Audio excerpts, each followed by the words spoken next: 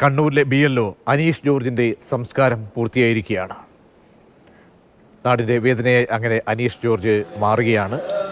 ജോലിഭാരത്താൽ അനീഷിന് ജീവൻ വിടിയേണ്ടി വന്നു എന്നടക്കം വലിയ പ്രതിഷേധങ്ങൾ നാടാകെ ഉയരുന്ന ഒരു നിമിഷത്തിലാണ് ഈ ദിവസം നടപടിക്രമങ്ങളൊക്കെ പൂർത്തിയാക്കിയ ശേഷം മൃതദേഹം ഏറ്റുവാങ്ങി സംസ്കാര നടപടികൾ ഇപ്പോൾ പള്ളിയിൽ പൂർത്തിയായിരിക്കുന്നത്. ഫെലിക്സ് ചേരുന്നുണ്ട്. ഫെലിക്സ്, നാടിൻ്റെ കണ്ണീരോർമ്മയായി അങ്ങനെ അനീഷ് ജോർജ് മാറുകയായിരുന്നു.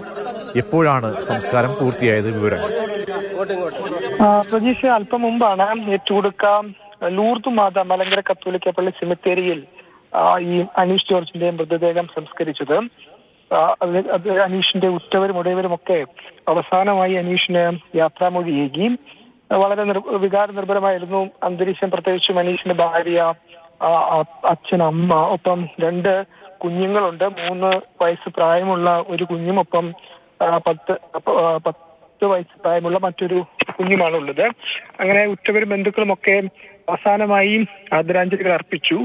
ഏറ്റവും പ്രധാനപ്പെട്ട കാര്യം, ഈ സമൂഹത്തിന്റെ നാനാ തുറകളിലുള്ള ആളുകൾ അദ്ദേഹത്തിന് ആദരാഞ്ജലി അർപ്പിക്കാൻ പള്ളിയിലും സെമിത്തേരിയിലും വീടുകളിലുമൊക്കെ എത്തി എന്നതാണ്. പ്രത്യേകിച്ചും രാഷ്ട്രീയ സാമൂഹ്യ രംഗത്തെ വിവിധ കോണുകളിൽ പ്രവർത്തിക്കുന്ന ആളുകളൊക്കെ തന്നെ എത്തിയിരുന്നു. അനീഷ് കുന്നൂര് UP സ്കൂളിലെ പിയൂണാണ്. അപ്പോൾ ആ സ്കൂളിലെ ജീവനക്കാർ അദ്ദേഹത്തോടൊപ്പം പ്രവർത്തിച്ചത്, പ്രത്യേകിച്ചും പള്ളിയുമായൊക്കെ ചേർന്ന് പള്ളിയുടെ കമ്മിറ്റിക്കാരൻ എന്ന നിലയിലൊക്കെ പ്രവർത്തിച്ചതാണ്. അങ്ങനെ അനീഷുമായി അടുത്ത ബന്ധമുള്ള വൈദികർ, പുരോഹിതർ തുടങ്ങിയ ആളുകളൊക്കെ തന്നെ സംസ്കാര ചടങ്ങിൽ പങ്കെടുക്കാനായി ഇവിടെ എത്തിയിരുന്നു. ഏതായാലും ഈ അനീഷിന്റെ മരണവുമായി ബന്ധപ്പെട്ടുള്ള വിവാദങ്ങളും മറുവശത്ത് ഉണ്ടാവുന്നുണ്ട്. അനീഷിന്റെ മരണത്തിന് കാരണം ജോലി സമ്മർദ്ദത്തിനൊപ്പം രാഷ്ട്രീയ സമ്മർദ്ദവുമാണ് എന്നൊരു ആരോപണം പല കോണുകളിൽ നിന്നും ഉയരുന്നുണ്ട്.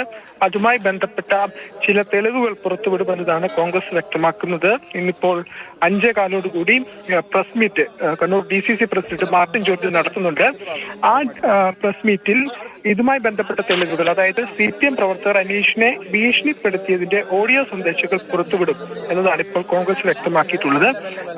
അത് 5:15 അത്തരത്തിലുള്ള പ്രസ് മീറ്റ് നടക്കാനിരിക്കുകയാണ്. ഏതായാലും അനീഷിന്റെ കുടുംബത്തെ സംബന്ധിച്ചിടത്തോളം വലിയൊരു നഷ്ടമാണ്. അനീഷ് ഈ ജോലി ചെയ്ത സമയത്ത് അനീഷിന് പക്ഷേ യാതൊരു തരത്തിലുള്ള സമ്മർദ്ദങ്ങളും ഉണ്ടായിരുന്നില്ല എന്നതാണ് കളക്ടർ ഈ കമ്മീഷന് നൽകിയ തിരഞ്ഞെടുപ്പ് കമ്മീഷൻ നൽകിയ റിപ്പോർട്ടിൽ പറയുന്നത്. പക്ഷെ കുടുംബം പറയുന്നത് അനീഷിന് ഉറങ്ങാൻ പോലും സമയമുണ്ടായിരുന്നില്ല. രാവിലെ മുതൽ SIR-മായി ബന്ധപ്പെട്ട ജോലിക്കായി പോകും, പിന്നീട് രാത്രിയാണ് എത്തുന്നത്. അനീഷ് പൊതുവെ അങ്ങനെ ഒരു പൊതുമേഖലയിൽ പ്രവർത്തിക്കുന്ന, അല്ലെങ്കിൽ അത്തരത്തിൽ സംഘടനാ തലത്തിൽ പ്രവർത്തിക്കുന്ന വ്യക്തിയൊന്നും ആയിരുന്നില്ല. അതുകൊണ്ട് വീടുകളേതെന്ന് ഒക്കെ അറിയാൻ കഴിഞ്ഞിരുന്നില്ല. അതിന്റെ പ്രയാസങ്ങളും ബുദ്ധിമുട്ടുകളും ഒക്കെ അനീഷിനെ അലട്ടിയിരുന്നു എന്നതാണ് ആ കുടുംബം പറയുന്നത്.